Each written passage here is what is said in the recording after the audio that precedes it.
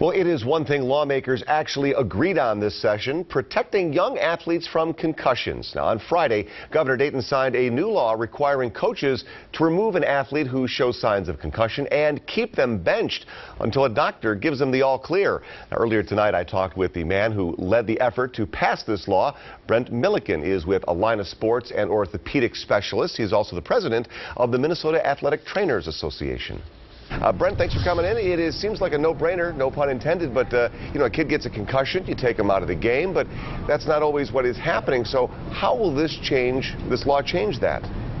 Well, this law brings about consistency.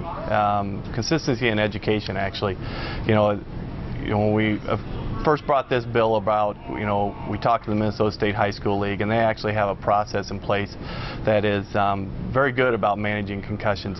However, when you look at your youth sports, there wasn't any real consistency on how concussions are going to get managed.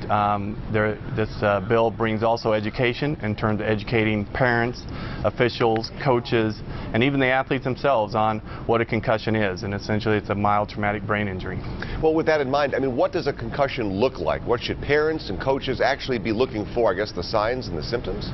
You know, a concussion can present in a variety of ways. It can be an athlete can complain of an excruciating headache. It can complain of blurred vision, ringing in the ears. It can have memory loss. But it also can be just general fatigue, mood changes. And so concussions aren't as clear-cut to be able to determine those as it is, say, somebody has sprained an ankle or injured their wrist or knee. Now, we think about football. We're seeing some players there, but we also think about hockey. Are any sports immune from this? Well, obviously your collision and contact sports are a higher incident rate for concussions. However, we can see it in a variety of other sports as well. Volleyball, a sport that you wouldn't think concussions can occur, actually has a number of those athletes have sustained concussions of athletes that we've worked with over the years. And is there any long-term effect of having 1, 2, or 3 concussions? We know with a lot of these professional athletes, it becomes a very serious concern, especially like with boxers over time.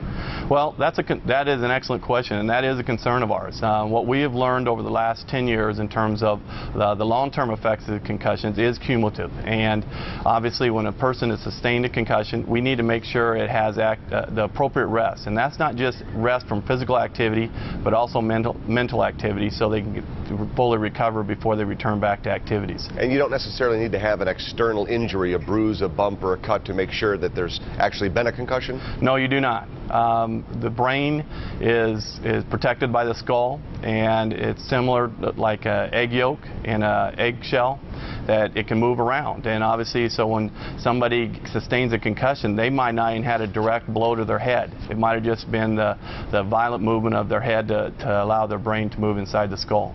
Now, another important part of this law includes training for coaches and officials. Tell us a little bit more about that. What do they need to know?